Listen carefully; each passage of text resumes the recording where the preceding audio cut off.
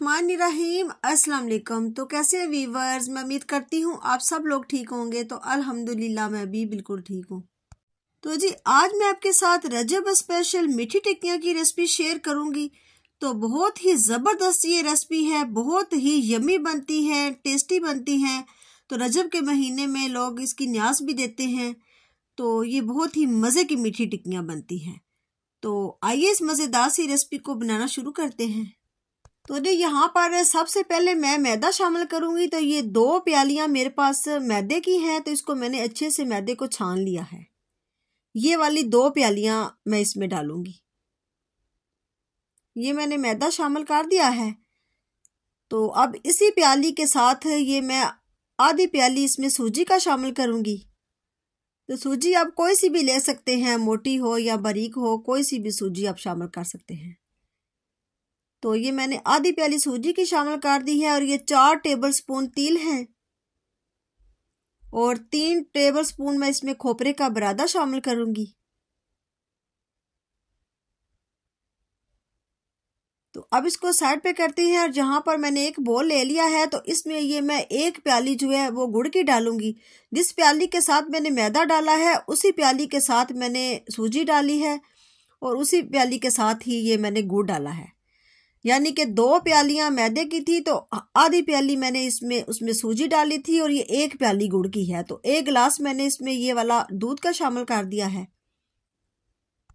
तो ये अगर वजन में देखें तो गुड़ 200 ग्राम है। आप चाहें तो इसको फ्लेम के ऊपर पतीले में रख के मेल्ट कर ले या फिर माइक्रो में 1 से 1.5 मिनट रख के तो कर ले। तो मैंने इसको माइक्रो में 1 मिनट रखा है। तो ये अच्छे से मेल्ट हो गया है, ये आप देख सकते हैं।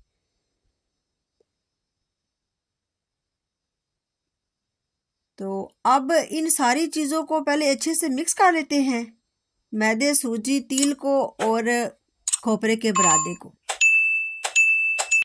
ये मैंने अच्छे से इसको मिक्स कर लिया है। तो अब इसमें मैं घी डालूंगी तकरीबन 4 से 5 टेबलस्पून। तो आपने भी घी डालना है, चाहे ये मैं देसी घी डाल रही हूँ तो आप चाहें तो इसमें वेजिटेबल घी भी डाल सकते हैं। तो डालना आपने घी है, ऑयल नहीं आपने डालना है। तो अब घी को भी अच्छे से मिक्स कर लेंगे। तो स्पून को आप साइड पे करते हैं और हाथ की मदद से घी को अच्छे से आटे में मिक्स कर लेते हैं। तो घी आपने इतना डालना है कि आटे में ये एक मुट्ठी सी बन जाए, ये इस तरह से घी हमारा बिल्कुल परफेक्ट है। तो अगर आटे की इस तरह से मुट्ठी ना बने तो आप फिर इसमें मज़ीद 1 चम्मच और भी डाल सकते हैं। ये देखें, ये आटे की इस तरह से मुट्ठी बन गई है। तो ये घी जो हमारा है ये परफेक्ट है इसमें। तो अब मैं इसमें जो मैंने गुड़ और दूध का मिक्सचर बनाया है वो शामिल कर दूंगी। तो ये हम इसको छान लेंगे कि कोई गुड़ का पीस मोटा हो तो वो इस छन्नी में आ जाए। ये देखें, ये गुड़ के छोटे छोटे पीस नीचे हैं तो इसलिए हमने इसको छान लिया था। तो अब इसको अच्छे से हम डो तैयार कर लेंगे, अच्छे से हम इसको गूंद लेंगे।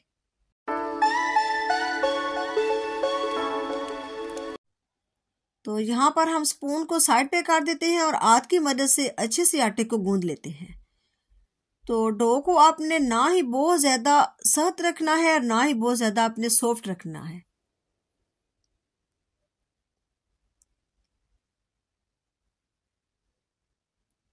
इस तरह से मैं सारी इकट्ठी करके तो फिर मैं इसको अच्छे से गूंद लूँगी।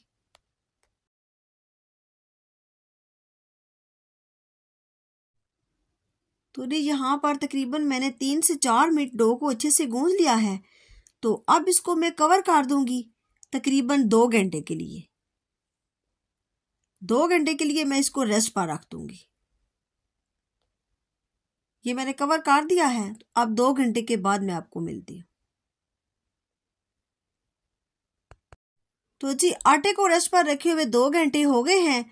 तो अब मैंने 1 से 1.5 मिनट इसको और थोड़ा सा गूंदा है। तो अब इसको हम इस तरह से 2 पोर्शन में कट कर लेंगे। तो अब मैं इसके पेड़े बना लूंगी इस तरह से। और एक पेड़े को हम कपड़े के साथ ढांप देंगे और दूसरे पेड़े को हम बेल लेते हैं।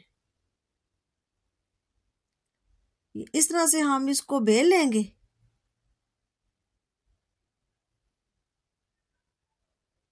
तो आपने बहुत ज्यादा बारीक रोटी की तरह नहीं इसको बेलना है, थोड़ा सा आपने इसको मोटा रखना है रोटी से। जिस तरह की हम रोटी बनाते हैं ना आम, उससे थोड़ा सा हमने इसको मोटा रखना है।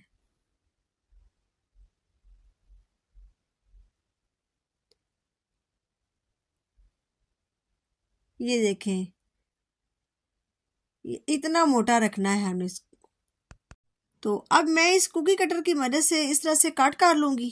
इस तरह से मैं टिक्कियां बना लूंगी। तो आपके पास अगर ये कटर नहीं है तो आप कोई सा भी गिलास या कोई भी बोल का इस्तेमाल कर सकते हैं।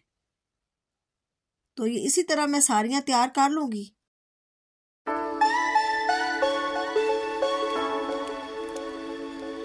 तो ये देखें जी, ये मैंने सारियां इस तरह से तैयार कर ली है। तो जो बीच में से आटा निकलेगा उसको हमने ज़ाया नहीं करना है, उसको दोबारा से हम पेड़ा बना के तो इसी तरह हम टिक्कियां बना लेंगे। तो ये देखें, ये मैंने बना ली है। तो इसी तरह जो बाकी के भी है मैं सारी इसी तरह टिक्कियां तैयार कर लूंगी। ये इतनी आपने रखनी है, ना ही बहुत ज़्यादा मोटी और ना ही बारीक बहुत ज़्यादा। इसी तरह मैं बाकी की भी तैयार कर लूंगी। तो ये देखिए जी, माशाल्लाह ये सारी मैंने तैयार कर ली है। तो अब हम इसको फ्राई कर लेते हैं। तो यहाँ पर मैंने फ्लेम ऑन कर लिया, तो ऊपर रख लिया मैंने एक पैन। तो इसमें मैंने ऑलिव ऑयल डाल दिया है। तो जब ये अच्छा से गर्म हो जाएगा तो फिर हम इसको फ्राई करेंगे। तो यहाँ पर ऑयल हमारा अच्छे से फ्राई हो चुका है। तो अब हम टिक्कियाँ फ्राई कर लेते हैं। तो पहले आपने फुल फ्लेम पर ऑयल को अच्छे से गर्म कर लेना है, और जब आपने टिक्कियाँ डालनी है तो फिर आपने मीडियम टू लो फ्लेम कर देनी है, ताकि टिक्कियाँ जो हमारी वो अच्छे से पक जाए। तो ये देखिए जी, माशाल्लाह ये टिक्कियाँ हमारी रेडी हैं। ये तकरीबन 3 से 4 मिनट लग जाते हैं इसको पकने में। तो ये मैं निकाल लेती हूँ। तो इसी तरह बाकी की जो है वो भी मैं फ्राई कर लेती हूँ। तो इसी तरह ये मैं सारी फ्राई करके तो फिर आपको दिखाती हूँ।